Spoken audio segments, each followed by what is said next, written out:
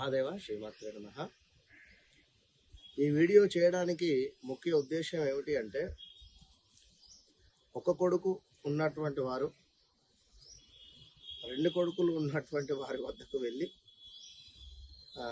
డబ్బులు తీసుకొని గాజులు వేయించుకుంటామని చెప్పట గాజులు వేయించుకోవాలట.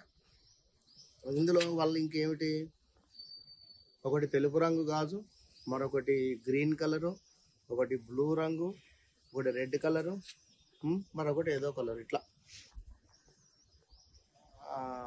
ఈ విధంగా చేసుకోవాలి. ఈ యొక్క సంక్రాంతి కీడుతో వచ్చింది అని చెప్పి ఒక అక్కరకు రాని విషయాన్ని స్ప్రెడ్ చేయడం జరుగుతుంది. వాస్తవానికి కూడా సంక్రాంతి ఎందుకు కీడుతో వస్తుందండి, అసలు దేనికి వస్తుంది, తప్పు విషయం. ఇదంతా కూడా ఒక అపోహ. కనుక చక్కగా కూడా మకర సంక్రమణము అంటే సూర్యుడు ప్రతి నెలలో కూడా ఒక్కొక్క రాశిలోకి ప్రవేశం చేయడం జరుగుతుంది. అందులో ఎస్పెషల్లీ మకరంలోకి ప్రవేశం చేసేటువంటి సందర్భంలో దీనిని మకర సంక్రాంతి అంటారు. మనకున్నటువంటిది 12 నెలలు, 12 మాసాలకు సంబంధించి ఒక్కొక్క మాసంలో ఒక్కొక్క రాశిలో సూర్యుడు ఉండడం జరుగుతుంది. కనుక ప్రతి రాశిలో కూడా ప్రతి నెలకు ఒకసారి ట్రావెల్ చేయడం జరుగుతుంది. కానీ ఎక్కడైనా 2 నెలలు ఉండాల్సి వస్తే దానిని అధిక మాసంగా చెప్పడం జరుగుతుంది. ఈ అధిక మాసము ఇప్పుడు మనకు మన శ్రావణ మాసంలో రావడం జరిగింది. నిజ శ్రావణము, అదేవిధంగా అధిక శ్రావణము అని. కనుక చక్కగా కూడా సూర్య భగవానుడు 14వ తారీఖు తెల్లవారుజామున 2:30 నుండి 3 మధ్యలో మనకు మకర రాశిలోకి ప్రవేశం చేయడం జరుగుతుంది. అంతా కూడా బాగానే ఉంది. మరి ఈ యొక్క 14వ తారీఖు ఉదయం తెల్లారుజామున 2:30 నుండి 6:30 లోపు భోగి మంటలు చేసుకోవాలి, భోగి మంటలు వేసుకోవాలి. భోగి మంటలు అంటే మరి దేనికోసం వేసుకోవాలి అంటే, మనకు సంస్కృతంలో భగ అనేటువంటి ఒక పదము కూడా ఉంది. దానికి సంబంధించి ఏమిటి అంటే, మన కీడు అనేటువంటిది కానీ, ఇంట్లో ఉన్నటువంటి దరిద్ర దేవత వెళ్ళిపోవాలి అనేటువంటి పరిస్థితి కానీ దానికి అర్థంగా చెప్పడం జరుగుతుంది. ఇంకా ఏమిటి అంటే, పాత వస్తువులు వేయడము, ఇవన్నీ కూడా మనకు శాస్త్రాలు చెబుతూ ఉన్నాయి. కానీ మన మనసులో ఉన్నటువంటి కల్మషం కావచ్చును, కుళ్ళు కావచ్చును, ఒకరి పట్ల మనము ఓర్వలేని తనం కావచ్చును, చెడు స్వభావాలు ఏవైతే ఉన్నాయో ఇవన్నీ కూడా వాస్తవానికి ఆ యొక్క మంటల్లో మనం వేయాలి.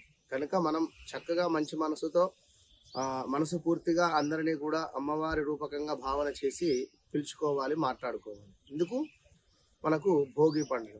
అటు పిమ్మట సాయంకాలము బుడబుడ పండ్లు అంటారు. తెలంగాణలో ఒక పద్ధతి, ఆంధ్రాలో ఒక పద్ధతిగా చెప్పుకోవడం జరుగుతుంది. అయితే ఇదెందుకు అంటే, పిల్లలకు వీరికి కొన్ని ఉన్నటువంటి దోషాలు, అంటే ఇక వారికి దోషాలు అంటే కాస్త జన్మతః 6లో చంద్రుడు ఉన్నా, 8లో చంద్రుడు ఉన్నా కూడా వీరికి ఏమిటి అంటే, ఇవి జ్ఞాన అంటే చిన్నతనంలో ఉండేటువంటివి దోషాలుగా పరిగణనలోకి చెప్పుకోవడం జరుగుతూ ఉంటుంది.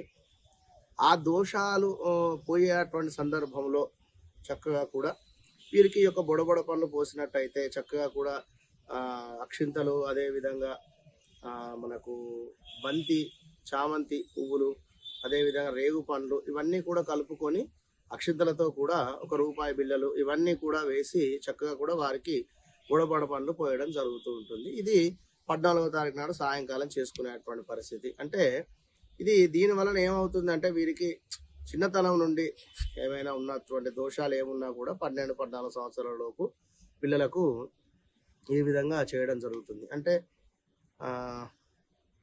అటు పిమ్మట మనకు సంక్రాంతి ఉదయము పెద్దలకు చక్కగా కూడా బట్టలు కావచ్చును, పెద్దల పేర్లు చెప్పుకొని ఏమైనా తర్పణాలు విడిచిపెట్టుకునేటువంటి పరిస్థితి మనకు ఈ యొక్క సంక్రాంతి పండుగ రోజు వారికి ఇష్టమైనటువంటి వంటలు చేసి వారి ఫోటోల వద్ద కానీ వారికి నివేదించేటువంటి పరిస్థితి ఈ యొక్క సంక్రాంతి పండుగ.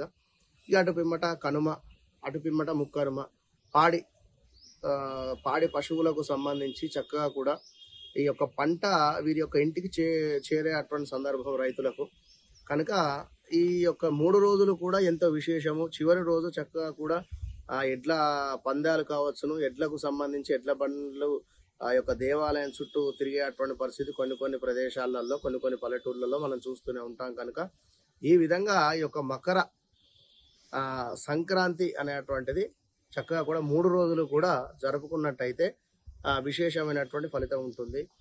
కనుక ఎలాంటి ఈ యొక్క 11 ఒక కొడుకు ఉన్నటువంటి వారికి గాజులు వేపించుకోవడం కానీ, ఈ యొక్క తిరుమలలో గర్భగుడిలో ఆ దీపం కొండెక్కింది అని చెప్పి ఏదో వేప చెట్టుకు 3 చెంబుల నీళ్లు పోయాలి అని చెప్పి ఇవన్నీ కూడా ఎవరు కూడా నమ్మవద్దు. ఇదంతా కూడా ఒక పుకారుగా భావన చేసుకొని చక్కగా కూడా పండుగ చేసుకోవాలని చెప్పి మనస్ఫూర్తిగా కూడా కోరుకోవడం జరుగుతున్నది. మహాదేవ శ్రీమాత్రే నమః.